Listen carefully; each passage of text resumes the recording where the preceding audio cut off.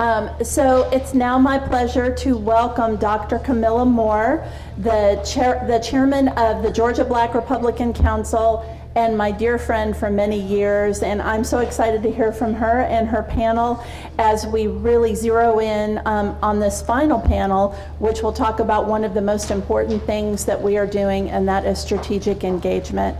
So Dr. Camila Moore. Hello, hello. I know it's been a long day, so we won't be here all day, but we're really going to have a really robust conversation this afternoon. Mike Murphy, Babbitt, and Azad. Now, just a couple of things. We talked a little bit about who we were earlier, but what I would like to say is within the last 90 days, we have interviewed with every major outlet across the world.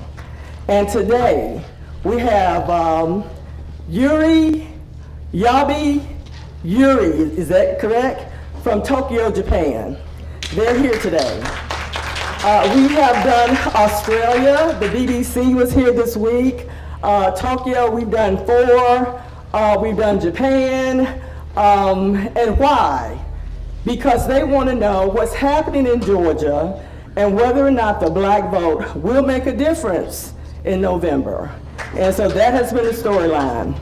So what we want to talk about today is that we want to have an in-depth conversation about the black vote. And so let me just ask you, how many of you that are non-black have talked to a black Georgian within the last 90 days about this election? Raise your hand. How many of you in talking to that black Georgian got a positive response? How many of you got a negative response? Okay, all right.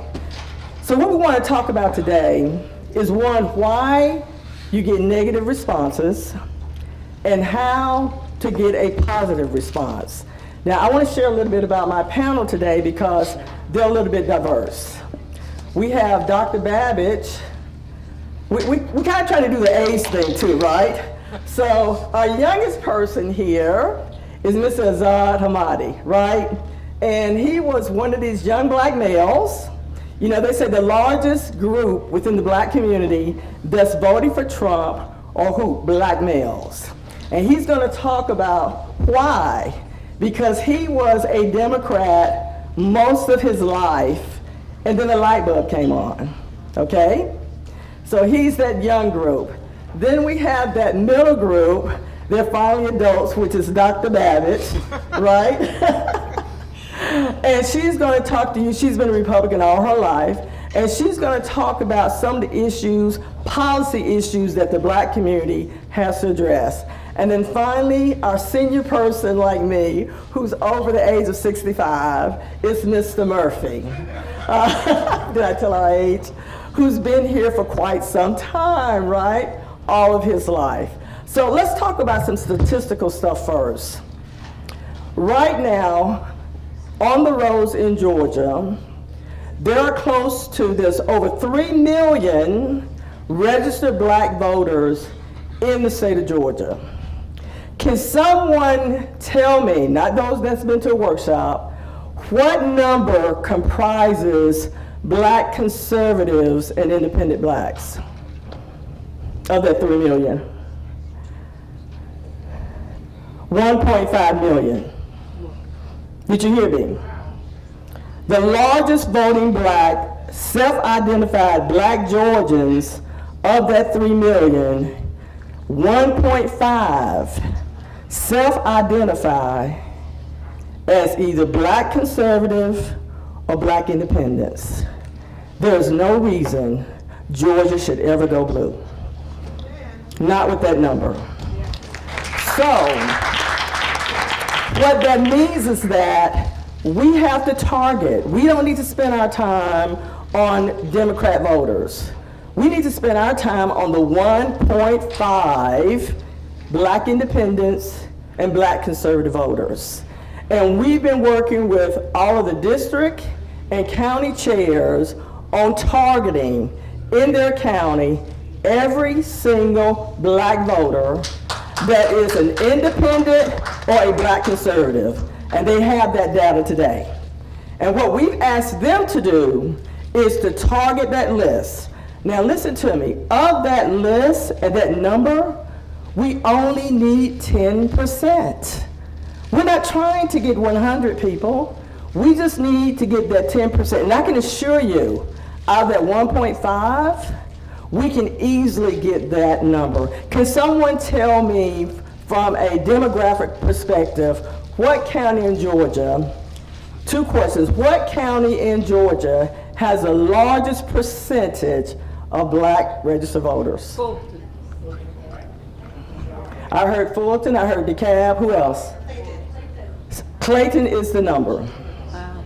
Clayton County has the highest number of registered percentage-wise black voters. Clayton County population is 300,000. 278,000 are black. Okay? The greatest percentage of black voters are going to be in our urban centers, which means that's going to be in the 22 or 23 Atlanta MSA. Then you're going to move down to Columbus, Muskogee. Then you're going to jump over to Albany, Savannah, Augusta, Athens, and Rome. And so I know when we say we need 10%, we think that is a large number, but listen, it's not hard. If you have the data, and if you target that data, we have to do a better job of targeting those groups within the black community that think like us. Now, can someone tell me within the black community what segment of our population is probably more geared to vote Republican? Okay, who? Somebody said who? Christians. Somebody said Christians, right. But of that Christian population, there's a certain element of the Christian denominations that are going to vote Republican. They are traditionally independent black churches or churches like Koji, Church of God in Christ.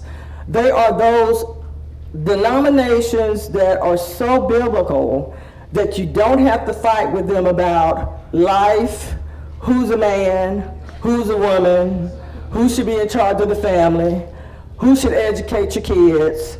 Those are the groups, right? So if you have black evangelical or charismatic black churches in your community, that is a place that you should start. Can someone tell me another group? Military. Law enforcement. Believe it or not, black police officers love Republicans. As a city manager who had law enforcement under me, I will tell you over 70% of my black officers voted Republican because they knew that Republicans were law enforcement friendly. So when you meet a black cop, just strike up a general conversation and you may be surprised. Can someone tell me another group? Business owners. I'm sorry? Business owners. Business owners. Black people love being entrepreneurs. So if you know any black business people who own their own business, that is a good group to target. Can someone tell me another group? Who? Military. 90% of my board members are military or ex-military.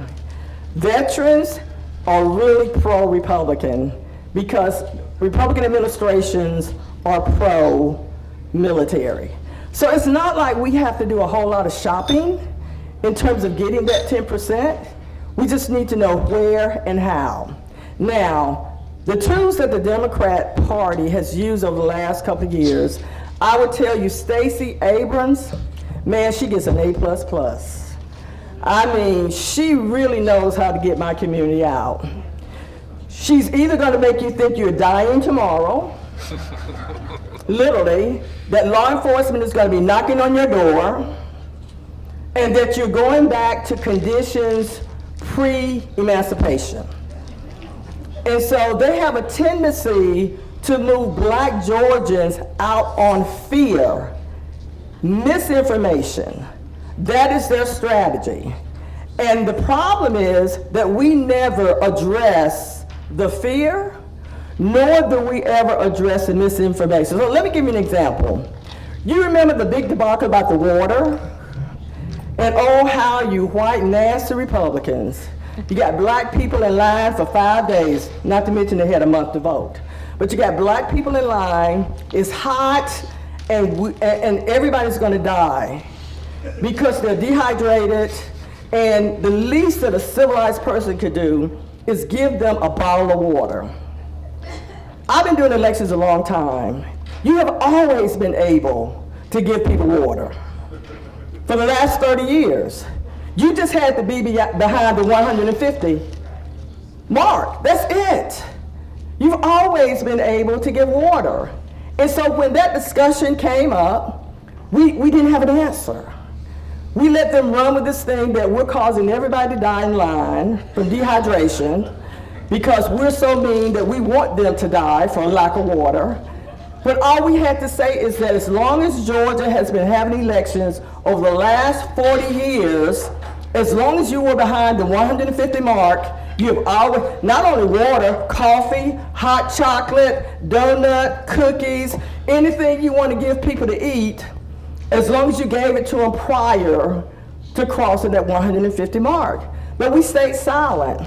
So therefore we look like we're the mean people who want you to die of thirst. Because we never have a response. On Project 2025, we have remained silent. We failed to have a response, and Black people are moving out in November, not on abortion. They're moving out on two issues for them that are fear. One is Project 2025. If you talk to any Black person, the conversation in the neighborhood is Project 2025 and all the stories that go with that. And we have no answer. And then the other issue is, again, that we are a bunch of racists because we question whether or not whatever color Kamala is and how she self-identified herself. And so we just have to do a better job. We can't be afraid to do it. We're going to have to step up to the plate and tell our story and tell our narrative. And don't let them run with the tagline. We have to create our own tagline. And so before I go to panelists, I'm going to give you another hot issue. Black Georgians have the highest percentage of abortions than any other ethnic group in the country. However, you're not going to see us out there marching for abortions. If you look at protests for abortions, the majority of those are white women. They're not Black women. Even though Black women are having a whole lot of abortions, they're not going to be out there marching to have abortions. Because one, the Bible still means something in the Black community. Faith still means something in the Black community. And no Black woman wants her congregation or her pastor to know what she has participated in. And so therefore there is a silence, even though those numbers are high. But where we fail as conservatives that are Black and white conservatives is that we have allowed them to take our narrative, okay? And their tagline is the one that America believes in. So when they say, I believe in reproductive health, we never have an answer. We never have an answer. Because when they speak of reproductive health, they're speaking of abortion. Why do we allow them to run with that narrative? We know what reproductive health is. That's birth control. And so, but we won't redefine the narrative. Republicans need to say that because we're pro-family and believe that families should choose and make decisions, there's nobody pro that than us. Because if you're an adult on the front end, we don't have to see abortions on the back end. So we don't talk about responsible engagement because sex is a choice. You decide to have sex. So abortions is not reproductive health. Abortions is fetal genocide. And in our discussions, we fail to change the narrative. We can't run with their narrative. We got to come with our own. And we have to say it enough until when people think of the policy, they think of our narrative along with theirs. Does that make sense? And then finally, I'm going to say, on the Second Amendment, you're not going to see a whole lot of black people out there saying that I'm a Second Amendment. But the greatest percentage of people who have guns in this country is black folks. I'm going to tell you, I don't know a black family, not with 1, 2, 3, 4, 5, 6. Black people love guns, particularly in the South. So if you want to see black people get in an uproar, say we're going to take away your guns. And you will see an outcry from the black community because we love our guns. And so we need to identify those issues that work for us. We as a council never ask anybody black to be a Republican. That's not what we do. Our conversation is about, what do you believe in? What is your worldview? Do you like paying $8 for Walmart orange juice? Do you like paying $5 a gallon for gas? Do you like your children being in an education system in which your kids are on a pipeline from school to prison? We just need to talk the issues. Because when you approach a black person, if you go up talking about, I'm a Republican, I'm gonna be honest with you, you might get cursed out. Right? Because there's an automatic perception that has demonized who we are. So just approach them on the issue. I meet people in the store all the time, and we'll have a conversation. The grocery store line, man, this is horrible. I'm tired of paying $8 for orange juice. I am too. I don't like paying this for the, I don't too. And I'll be like, you know what, something got to change. And they say, what do you mean? I'm like, you know what, we're going to have to elect somebody that's going to bring my orange juice back down to $2.90. And they say, what do you mean by that? Are you talking about Trump? I said, I'm talking about your orange juice that you got on the belt. I'm talking about whether or not you want to pay $8 or whether or not you want to pay $2. And so when you approach somebody black, this is a question that you should ask. If you are better off today than you were 4 years ago, vote for Kamala Harris. But if you were better off 4 years ago under Trump, when gas was low, when food was low, when entrepreneurship was high, when black unemployment was low, when entrepreneurship was high, all of those things in which we were thriving as a black community, and you need to know what those are. And then talk about the Platinum Plan. And then say, then vote for Trump. Don't get caught up in the personality, get caught up in the policy. And if you can move people away from Trump the person, don't make it about Trump, because black people are not going to hear it, because that name has been demified. You're going to have to talk about the policies, the table issues that allows them to feed their family.